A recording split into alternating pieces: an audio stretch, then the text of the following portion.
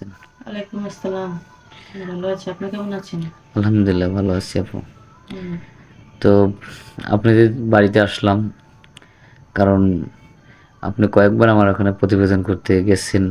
জি। হয়তো আপনার মনের মানুষ খুঁজে পান নাই। হুম, চেষ্টা তো কম রাখেন নাই। আমরাও চেষ্টা করছি ইনশাল্লাহ। তবে আপনি দেখতে শুনতে মাশাআল্লাহ অনেক সুন্দর। কিন্তু তার মানেও তারপরেও কেন বুঝতেছি না যে আপনি একজন মানে স্বামী পাচ্ছেন না। আসলে কি এটা আমাদের ব্যর্থতা? না আসলে আপনার ভাগ্যের দোষ কোনটা? জানি না সবকিছু আল্লাহ তাআলার খেলা। আল্লাহ সবকিছু যেটা আল্লাহ তাআলার খেল। না আল্লাহ যদি চায় সবকিছু করতে পারে। আল্লাহর হুম, উপর বিশ্বাস রাখতে হবে।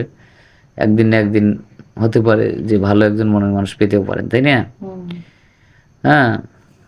তো সবকিছু তো আল্লাহর হাতেই। এটা তো কারো হাত থাকে না। তো যাই হোক, তো আপনাদের পরিবারের সবাই কেমন আছে? জি ভাইয়া ভালো আছে। ভালো আছে না? হুম, আপনার আম্মা কি রান্নাঘরে রান্না করতেছে? আমার রান্না করা শেষ। এখন বর্তমানে বসে আছি। আপনার আব্বু তো অটো চালায় না? জি, সে এখনো আসে নাই? না আ এত রাত ভরে অটো চালায় কেন? কি করার গরিবের ঘর তো কাজ তো করে খেতেই হবে। আ মানে তাও তো ধরেন এখন বাংলাদেশ টাইমের কত বাজে? প্রায় মোটামুটি ৮টা ৮টা বাজে। তো আমরা তো আর বেশিক্ষণ আপনাদের এখানে থাকতে পারবো না। আমরা দূর-দূরান্ত থেকে আসি। কারণ সেই গাজীপুর থেকে আসছি। জি, আবার এখান থেকে অফিসে যাবো। আবার অনেক সময় অনেক দূর-দূরান্তে আমরা যাই। তো চাইছিলাম যে আপনার আব্বার সঙ্গে একটু দেখা করব। বাবা আসতে হ্যাঁ? খুব দেরি হবে। আ আপনার অন্য ভাই-বোন যারা আছে, ভাই তো নাই, বোন আছে না? না ভাই না বোন। পড়াশোনা করে কয়জন তিনি? তিনজন। ৩ জন পড়াশোনা করে। আর একটা পড়াশোনা করে না, মেজোরা। আপনি হুম, তো বাদ দিছেন, তাই না? তারা কই ওই রুমে আছে?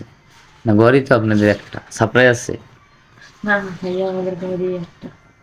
আ ঘর একটা, এই ২ টি রুম করছেন। সাপড়া রুম, হ্যাঁ? হুম, আ যাই হোক, দেখতেছি পিছনে একটু ওয়ালও করছেন। মানে আ জি। এটা যত চাইছিলাম যে একটু, সাধ্য হ্যাঁ, প্লাস এর তৈরি করা হয়েছে। হ্যাঁ, হ্যাঁ, এই সাইডে তো টিনের বেড়া, হ্যাঁ? যাই হোক। তো আর বেশি কথা বলব না কারণ দুঃখের বিষয়, মানে দুঃখের মানুষগুলি দুঃখের কথা বোঝে, হ্যাঁ? অন্য কেউ বোঝে না। আর অনেক দুঃখের মাঝেও যে আপনি হাসেন এটাই অনেক ধন্যবাদ। তো আপনি তো ফোন নাই, এখনো কিনতে পারেন নাই না? না ভাইয়া।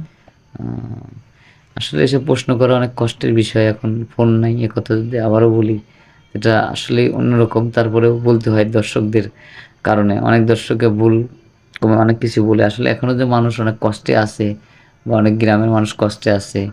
যৌতুকের জন্য অনেক মেয়ে লাঞ্ছিত হচ্ছে নিজেদের, এগুলি বোঝাইতে খুব কষ্ট হয়, হ্যাঁ? তো যাই হোক আমরা সুপ্রিয় দর্শক, আর আমরা স্কিপ বাড়াবো না। দেখলেন তো মেয়ের দুঃখের বা জীবনের গল্প।